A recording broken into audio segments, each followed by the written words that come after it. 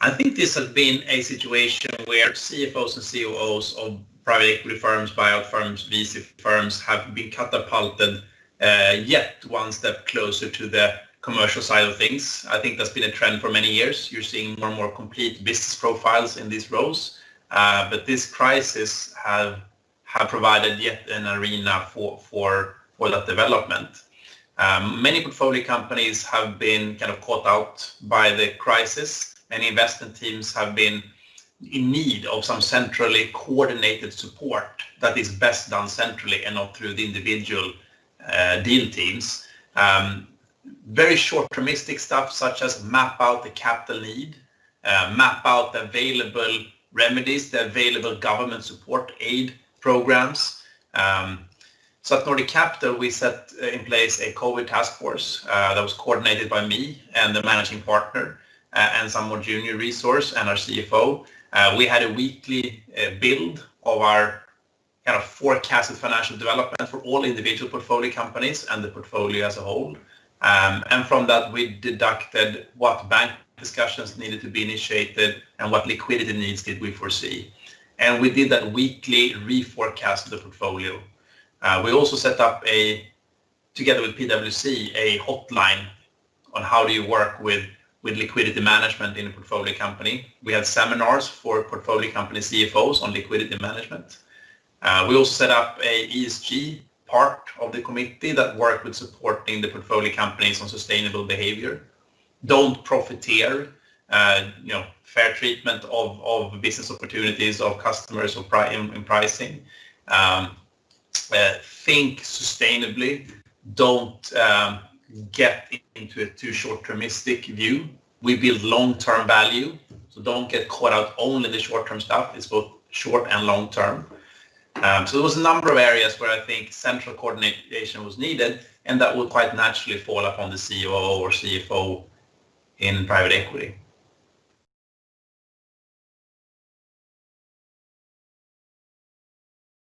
I think it's very important to connect any of these central functions that needed to coordinate various aspects of how to get through the crisis. Again, bank discussions with the capital team, sustainable aspects to the sustainability team, liquidity forecast from the controlling department, state aid and other things through our hot desk. That needed to also be done through the portfolio company deal teams that were working on a daily basis that had long-term relationships with the portfolio companies. So there was a very big need of internal communication. And then there was a very clear need of us as owners communicating to the companies these things, right? So don't be short-termistic, don't profiteer, be sensible in how you manage your business. Health and safety first, short-term liquidity second, long-term value third, but think of all three. And our communication department helped us and the teams to get that out in a coherent way. We published some guidelines, very brief. We published a handbook, how do you handle the pandemic and all of these aspects. It was a PowerPoint that was produced by our communication department. And all of this was coordinated in a weekly meeting, actually Sunday mornings, 8 to 10. But that was the only time slot we could get everybody on Microsoft Teams.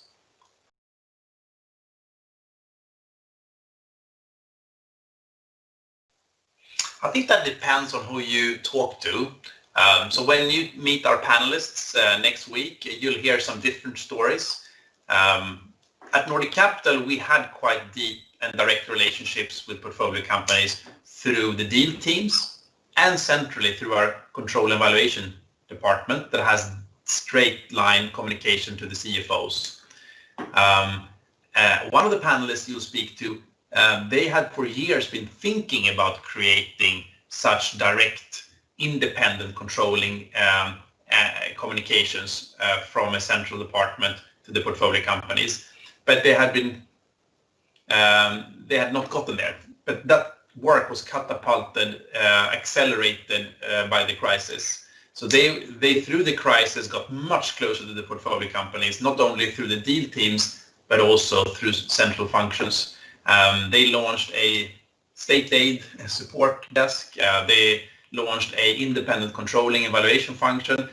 They also launched a digitalization officer and a sustainability coordinator in the crisis. So they got much closer to their companies. So I think it's a bit mixed picture, but if you are not far up the maturity curve on these things, I think the crisis has helped you. And all our panelists that we will present to you next week have the same view though. Regardless of where you were on that journey towards closer relationship, the pandemic has made everybody come much closer together.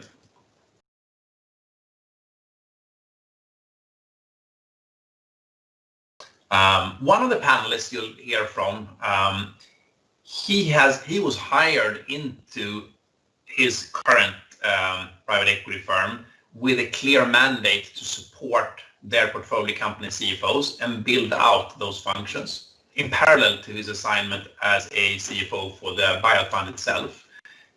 So that was kind of part of his job spec. Like me, he also have a portfolio company background. So he has all along been very involved.